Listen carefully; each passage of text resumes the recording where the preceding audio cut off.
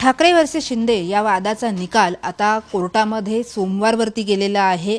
सोमवारीही निकाल मिळणार का लार्जर बेंचकडे हे सगळं प्रकरण रेफर केलं जाणार हा सवाल आहे. आपल्याबरोबर उल्हास बापट सर आहेत. सर, आजच्या संपूर्ण सुनावणीमध्ये साधारण धोरण दोन्हीही आर्ग्युमेंट्सचं तेच, सिब्बल असतील किंवा साळवे असतील किंवा अभिषेक मनु सिंघवी असतील, त्याच लाईनवरती ते बोलत राहिले की पक्षात आहेत, सदस्यत्व आहे, नाही आहे, आम्ही सेनेत आहोत किंवा नाही. पण आज निवडणूक आयोगाने आपली भूमिका मांडली आणि त्यांची ही भूमिका महत्त्वाची ठरली, कारण शेड्यूल 10चा आमच्या एकूण पक्ष या संदर्भाशी काहीही संबंध नाही असं त्यांनी म्हटलं. कोर्टानेही त्यांचं मत मांडताना याचा उल्लेख केला. हे या सगळ्याचा नेमका अर्थ काय घ्यायचा आणि हे महत्त्वाचं ठरू शकतं का पुढच्या एकूण सुनावणीच्या बाबतीत? कारण सोमवारी सुद्धा निवडणूक आयोगाच्या सुनावणीला सुद्धा कोर्टाने भूमिका मांडलेली. कसं आहे, तुमचे 2-3 मुद्दे याच्यामध्ये आलेत. पहिली गोष्ट एक लक्षात घ्या की आपल्याला स्वातंत्र्य मिळून आता 75 वर्ष होत आहेत. त्याच्यामध्ये मला जर का सांगितलं की सुप्रीम कोर्टाचे अतिमहत्त्वाचे 10-15 निर्णय सांगा, तर त्याच्यामध्ये कदाचित या निर्णयाचा समावेश करावा लागेल. जसं केशवानंद भारती खटल्यामध्ये बेसिक स्ट्रक्चर बदलता येणार नाही असं सांगितलं, किंवा इंद्रसानी केसमध्ये 50%हून जास्त रिझर्वेशन देता येणार नाही सांगितलं, तसंच आत्ताचा जो खटला आहे त्याच्यामध्ये काही अतिमहत्त्वाचे निर्णय सुप्रीम कोर्ट देऊ शकतं. 2 गोष्टी घटनेशी अत्यंत निगडीत अशा आहेत. एक म्हणजे संघराज्य व्यवस्था आणि दुसरं लोकशाही. संघराज्य व्यवस्था अशा करता निगडीत आहे की राज्यपाल हा संघराज्य व्यवस्थेतला फार महत्त्वाचा भाग असतो आणि राज्यपाल या पदाचा दुरुपयोग हा इंदिरा गांधींपासून ते मोदींच्या काळापर्यंत सातत्याने होत आलेला आहे असं घटनाकार म्हणतात. सरकारी या कमिशननी ते मान्य केलेलं आहे. सुप्रीम कोर्टाने ते मान्य केलेलं आहे. सुप्रीम कोर्टाने सांगितलं आहे की governor should remember that he is not an employee of the central government but is the constitutional head of that state. तेव्हा 159 कलमाखाली त्यांनी जी शपथ घेतली की मी घटनेशी प्रामाणिक राहीन, त्याप्रमाणे त्यांनी अंपायरसारखं वागायला पाहिजे. प्रत्यक्षात राज्यपाल तसे वागताना अजिबात दिसत नाहीत. त्यामुळे सुप्रीम कोर्टाला एकदा राज्यपालांची भूमिका काय आहे ती स्पष्ट करावी लागेल. हा एक मुद्दा. आणि दुसरा, निवडणूक हा लोकशाहीचा आत्मा आहे आणि या निवडणुकांमध्ये हे जे पक्षांतर होत आहे, राजीव गांधींनी फार चांगल्या हेतूंनी 1985 साली घटना दुरुस्ती करून 10वं शेड्यूल घातलं राज्यघटनेमध्ये आणि पक्षांतर बंदी कायदा आणला. परंतु त्याचा पहिला भाग जो होता की अपवाद कोणाला करायचं, म्हणजे आता तुम्ही पक्ष सोडलात, स्वखुशीने सोडलात किंवा पक्षाप्रमाणे आदेशाप्रमाणे मतदान केलं नाहीत वगैरे, तर तुम्ही डिस्क्वालिफाय होता. याला 3 अपवाद होते. पहिला अपवाद स्प्लिट होता, 1/3 बाहेर गेले तर, तो आता काढून टाकला आपण. दुसरा 2/3 बाहेर गेले तर मर्जर होता, म्हणजे 2/3 नुसते बाहेर जाऊन चालणार नाहीत, तर त्यांचं मर्जर कुठल्या तरी पार्टीशी व्हायला पाहिजे. आणि तिसरा स्पीकरचा होता की स्पीकर हा इंडिपेंडंट असायला पाहिजे, इम्पार्शल असायला पाहिजे, आणि म्हणून त्यांनी स्पीकर झाल्यावर जर का राजीनामा दिला पक्षाचा तर चालू शकत होता. आता हे दोन्ही अजून आहेत, म्हणजे चौथा पॅरेग्राफ जो आहे 2/3 बाहेर गेले तर, पण त्याचासुद्धा दुरुपयोग होतो का हे बघावं लागेल. आता 12 जणांचा पक्ष असेल तर त्यातले 8 जण जर का बाहेर गेले आणि सध्याच्या काळामध्ये 8 जणांना मॅनेज करणं, सरकार स्थापन करण्याकरता, हे अजिबात अवघड नाही, हे सगळ्यांना माहिती आहे. त्यामुळे हे पण काढूनच टाकावं का याच्यावर सुद्धा विचार पार्लमेंटनी करायला पाहिजे, किंवा सुप्रीम कोर्टाने त्याच्यावर काही निर्विवाद बंधनं घालायला पाहिजेत. ते या आदेशामध्ये कदाचित येईल. आणि स्पीकरच्या बाबतीत आपल्या इथला स्पीकर जो आहे तो राजकीय पक्षाचा मेंबर असल्याप्रमाणेच वागतो. त्यांचे अनेक निर्णय हे चुकीचे असतात.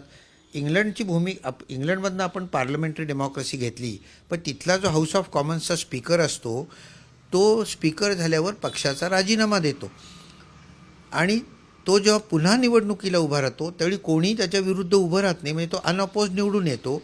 त्यामुळे तो कुठल्याही पक्षाची बाजू न घेता अंपायरसारखं काम करतो. आपल्याकडे तसं होत नाही. इंग्लंडमधल्या स्पीकरला जी क्रेडिबिलिटी आहे, विश्वासार्हता आहे, ती आपल्याकडच्या स्पीकरला नाही आहे. आत्ताचे जे स्पीकर आहेत ते आत्ता गेल्या काही वर्षांमध्ये 3 पक्षांमध्ये जाऊन आलेले आहेत.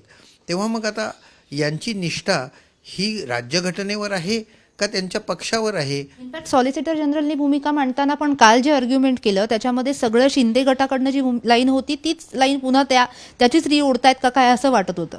नाही, तसं तर होतं. म्हणजे आता ते राज्यपालांतर्फे मांडत होते हां, पण ते त्यांचं बरोबर आहे. कारण शेवट असं आहे की राज्यपालांची भूमिका जी असते ती केंद्रामध्ये जे सरकार आहे त्याच्या बाजूची असते. असा हा अनुभव आहे. म्हणजे मी कोणावर आरोप करत नाही आहे, पण सगळीकडेच हे घडतं. म्हणजे बी जी खेर जे आपले मुख्यमंत्री होते बॉम्बे स्टेटचे, ते घटना समितीचे पण मेंबर होते. त्यांनी घटना समितीतच असं म्हटलं होतं त्यावेळी की केंद्रामध्ये एक सरकार असेल आणि राज्यात दुसऱ्या पक्षाचं सरकार असेल तर राज्यपालाच्या पदाचा दुरुपयोग होऊ शकतो and governor can create mischief. त्यांचं वाक्य मी जसंच्या तसं सांगतोय, गव्हर्नर कॅन क्रिएट मिस्चीफ. त्यामुळे ते प्रत्यक्ष आपल्याला दिसतं आहे जिकडे तिकडे. इंदिरा गांधींच्याही काळात होत होतं, आत्ताही होत आहे. तेव्हा याच्यावर सुप्रीम कोर्टाने, म्हणून मी म्हटलं की गव्हर्नरचा रोल 1 आणि पक्षांतर बंदी कायदा 2 याची निश्चित नियमामध्ये स्वच्छता आणि क्लॅरिटी आणणं हे या सुप्रीम कोर्टाच्या निर्णयाचं वैशिष्ट्य ठरणार आहे आणि तो महत्त्वाच्या निर्णयांपैकी एक ठरणार आहे. सर, आज निवडणूक आयोगाच्या वतीने ॲडव्होकेट दातार ज्या वेळेला भूमिका मांडत होते त्यावेळेला त्यांनी आणि नंतर कोर्टाने सुद्धा त्यांच्या बोलण्यामध्ये सुद्धा CJIचा हा मुद्दा आला की शेड्यूल 10 आणि पक्ष किंवा पक्षाचं सदस्यत्व याचा एकमेकाशी संबंध नाही आहे. आत्ता ज्या 2-3 केसेस म्हणजे सगळ्या क्लब केलेल्या पिटिशन असल्यामुळे त्याच्यामध्ये मूळ आर्ग्युमेंट आहे अपात्रतेचा मुद्दा आणि त्याचबरोबर सेना कुणाची हे सुद्धा महत्त्वाचं ठरणार आहे. या आर्ग्युमेंटचा नेमका यात अर्थ काय घ्यायचा आणि याचा परिणाम या निकालावरती होऊ शकतो का? ॲडव्होकेट दातार यांनी, मी ऐकत होतो जे आर्ग्युमेंट केलं त्याच्याशी मी ॲक्च्युली सहमत आहे. कारण ज्यावेळी घटना लिहिली जात होती त्यावेळी निवडणुकीचा अधिकार हा मूलभूत अधिकारांमध्ये टाकावा असं पहिलं मत होतं. पण नंतर आंबेडकरांनी असं सांगितलं तसं न करता, कारण त्यात कॉम्प्लिकेशन्स येतील, तर आपण स्वतंत्र निवडणूक आयोगाची स्थापना करायची, त्याला कॉन्स्टिट्यूशनल पोझिशन द्यायची. त्यामुळे 324 कलमाखाली आपल्या राज्यघटनेच्या इलेक्शन कमिशन असतं आणि ते ऑटोनॉमस आहे. पक्षाला जे रेकग्निशन दिलं जातं ते निवडणूक आयोगाकडनं दिलं जातं, चिन्ह निवडणूक आयोगाकडनं दिलं जातं. तेव्हा घटनेने तो त्यांना दिलेला अधिकार असल्यामुळे त्याच्यामध्ये सुप्रीम कोर्टाने हस्तक्षेप करणं चुकीचं आहे. आता एक गोष्ट इथे मी स्पष्ट करतो की समजा निवडणूक आयोग चुकलं, त्यात मॅलाफायडेस असेल किंवा काही चूक असेल मोठी, तर आपल्याला सुप्रीम कोर्टाकडे अपील करता येतं. शेवट supreme court is the final interpreter of the Indian constitution. त्यामुळे शेवट सुप्रीम कोर्टाकडे जाता येईल. पण आत्ताच्या केसमध्ये शिवसेना कोणाची हा निर्णय सुरुवातीला इलेक्शन कमिशनने घेणं हेच योग्य होईल. आणि मला जे दिसतं त्याप्रमाणे घटनेमध्ये 2 वर्डिंग आहेत, एक ओरिजिनल पॉलिटिकल पार्टी आणि एक लेजिस्लेटिव्ह पार्टी. तर त्यातली ओरिजिनल पॉलिटिकल पार्टी जी आहे त्याला रेकग्नेशन दिलेलं असतं आणि माझ्या ज्ञानाप्रमाणे आत्ता ती उद्धव ठाकरेंकडे आहे. आणि लेजिस्लेटिव्ह पार्टी जी आहे 2/3 बहुमत बाहेर गेलेलं आहे, ती लेजिस्लेटिव्ह पार्टी आहे. त्याला महत्त्व नाही अशा करता की तुम्ही इलेक्शन हे पक्षाच्या चिन्हावर आलेले आहात, तुम्हाला कोणी मत दिलेलं नाही आहे, तुम्ही शिवसेनेने उभं केलं म्हणून तुम्ही तिथे आलेले आहात. त्यामुळे त्यांचं दुय्यम महत्त्व आहे. ओरिजिनल पॉलिटिकल पार्टी जी आहे ती खरी शिवसेना असू शकते. आता इलेक्शन कमिशन काय म्हणतं ते आपल्याला कळेल. सरन्यायाधीशांनी याबाबतीत भूमिका मांडताना असंही म्हटलं की आणि आर्ग्युमेंटमध्ये इथे आलं की असं जर मेजॉरिटी बाहेर पडते आणि ते जर अशा पद्धतीचा काही दावा करायला लागले तर एक वेगळा बायंडा पडेल. गेल्या सुनावणीत या सुनावणीत दोन्ही याच्यात हा मुद्दा आला होता आणि कोर्टाने आज म्हणताना असं म्हटलं की मग हे सगळं तुमचं जर साळवेंचं आर्ग्युमेंट असेल तर व्हिपला काय अर्थ आहे आणि मुळात पक्षाची व्याख्या काय आहे याचाही विचार करावा लागेल. अगदी बरोबर आहे. खरं म्हणजे थोडंसं याच्या बाहेर जाऊन मी असं सांगेन की जसं 1/3 लोक बाहेर गेले तर ते डिस्क्वालिफाय होतात. माझं तर मत आहे की आता ही परिस्थिती सगळी लक्षात घेता हे जे काय घोडेबाजार सगळा चालतो हा बंद करायचा असेल तर 2/3 बाहेर जातात, त्यालाही बंदी करायला पाहिजे. तुम्हाला पटलं नाही पक्षाची भूमिका, राजीनामा द्या, बाहेर पडा आणि पुन्हा तुमच्या बळावर निवडून या, तर लोकशाही निकोप होईल. या अशा रीतीने पक्ष फोडायचं जर का ऑफिशियलीच परवानगी दिली असेल, मी मगाशी सांगितलं त्याप्रमाणे की 12 लोकांचा पक्ष असेल तर 8 लोकांना फोडणं फार सोपं आहे. यामध्ये लोकशाहीचं फार मोठं नुकसान होत आहे आणि त्यामुळे जसं स्प्लिट काढून टाकली तसं मर्जरचंही काढूनच टाकावा, त्यांनी लोकशाही जास्त निकोप होईल. सर, अध्यक्षांच्या बाबतीमध्ये एक मुद्दा वारंवार मांडला जात होता. साळवे असं म्हणत होते की अध्यक्षांचे अधिकार टावलून कोर्टाकडे हे जाणं, अध्यक्षांना निर्णय घेऊ द्या. त्यांच्या ॲफिडेव्हिटमध्ये त्यांनी म्हटलंय.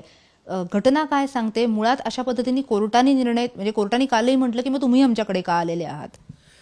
नाही, अगदी बरोबर आहे की अध्यक्ष म्हणजे स्पीकर जो असतो विधानसभेचा त्याला पूर्ण 10व्या शेड्यूलखाली स्पीकरलाच अधिकार आहे डिस्क्वालिफाय करण्याचा, कोर्टाला नाही आहे. इतर डिस्क्वालिफिकेशनच्या ज्या गोष्टी आहेत तिथे गव्हर्नर डिस्क्वालिफाय करतो, पण इलेक्शन कमिशनला विचारून करतो. फक्त अँटी डिफेक्शन लॉ खाली म्हणजे पक्षांतर बंदी कायद्याखाली डिस्क्वालिफिकेशन जे आहे त्याचा निर्णय स्पीकर घेतात आणि दॅट इज फायनल, हे घटनेत लिहिलेलं आहे. त्यामुळे स्पीकरचाच हा निर्णय आहे. पण त्यात दुसरा पॉईंट असा येतो आहे ज्याच्यावर चर्चा होणारच आहे की स्पीकर नसेल समजा, जसं आपल्या इथे वर्ष दीड वर्ष स्पीकरच नव्हता, तर जो डेप्युटी स्पीकर असतो त्याला तात्पुरते सगळे अधिकार स्पीकरचे येतात. म्हणजे डिस्क्वालिफाय करण्याचाही अधिकार डेप्युटी स्पीकरला येतो. त्या 16 लोकांना जेव्हा यांनी नोटीस दिली त्यावेळी त्यांनी त्याच्या अधिकारात ती दिलेली आहे. तर ते 16 डिस्क्वालिफाय झाले का, होणार आहेत का, हे आधी ठरवायला पाहिजे. ते जर का डिस्क्वालिफाय त्याचा निर्णय लागायच्या आधीच जर का तुम्ही मेजॉरिटी टेस्ट घेतलीत तर मग ती बरोबर आहे का, मग मुख्यमंत्र्यांना नेमलं ते बरोबर आहे का. तर पहिल्याच हिअरिंगमध्ये चीफ जस्टिस यांनी असं क्लिअर केलं होतं की आत्ता हे सगळं चालू राहिलं आहे, परंतु आम्हाला चुकीचं वाटलं तर आम्ही हे सगळं ॲनल करू शकतो. ANNUL ॲनल म्हणजे रद्द करू शकतो. तेव्हा रेट्रोस्पेक्टिव्हली सगळ्या गोष्टी रद्द करण्याचा अधिकार सुप्रीम कोर्टाला आहे. या सगळ्या परिस्थितीमध्ये आता मंत्रिमंडळ, कारण कोर्टाने एकीकडे सोमवारवरती हे ढकलले, निवडणूक आयोगाकडे ॲफिडेव्हिट सादर करायला सांगितले. तुम्ही जसं म्हणालात की पक्षाच्या बाबतीमधला निर्णय निवडणूक आयोग आणि कोर्टात जी सुनावणी चालू आहे त्यातली कोर्टाचा निर्णय, अशा दोन महत्त्वाच्या याबाबतीत घडामोडी घडणार आहेत. अशा परिस्थितीमध्ये मंत्रिमंडळ विस्तार होऊ शकतो का? कारण उद्या मंत्रिमंडळ विस्तार होईल असं सांगितलं जातं. नाही, काय आहे, मंत्रिमंडळ विस्तार होऊ शकतो कारण 164 कलमाखाली काय म्हटलं आहे, the governor shall appoint the chief minister and the advice of the chief minister other ministers are appointed. Chief मिनिस्टरची अपॉइंटमेंट झालेली आहे.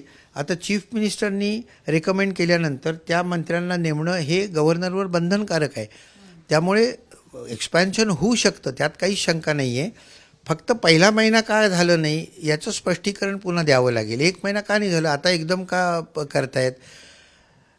आता मी राजकारणावर कधीच बोलत नाही, परंतु जे गव्हर्नर विधान परिषदेचे सदस्य नेमायला 2 वर्ष लावतात ते मंत्रिमंडळ तयार करायला 1 महिना सहज लावू शकतात. तेव्हा किती मुदतीत कुठली गोष्ट करायची राज्यघटनेत लिहिलेलं नाही. आणि या पळवाटांचा गैरफायदा अनेक लोक अनेक ठिकाणी घेत असतात. आणि त्यामुळे आम्ही वर्गात शिकवताना LLMच्या विद्यार्थ्यांना सांगतो की कॉन्स्टिट्यूशन आणि कॉन्स्टिट्यूशनलिझम याच्यातला हाच फरक आहे.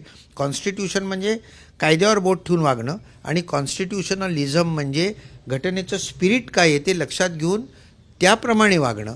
ह्यामध्ये फार मोठा फरक आहे.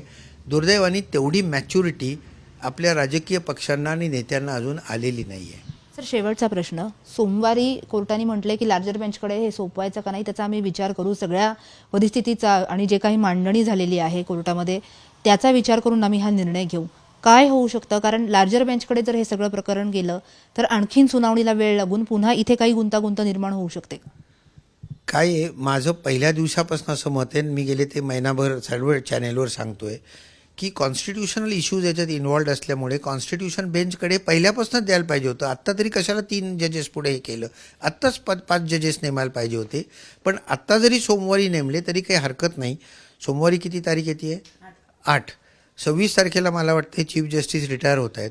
त्यांनी मनात आणलं तर कॉन्स्टिट्यूशन बेंच तयार करून त्याचा निर्णयसुद्धा ते जायच्या आत ते लावू शकतात.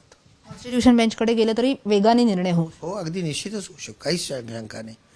धन्यवाद सर सामशी बोलल्याबद्दल. कॅमेरामन सुमित भोसलेसह प्राची कुलकर्णी, साम TV पुणे.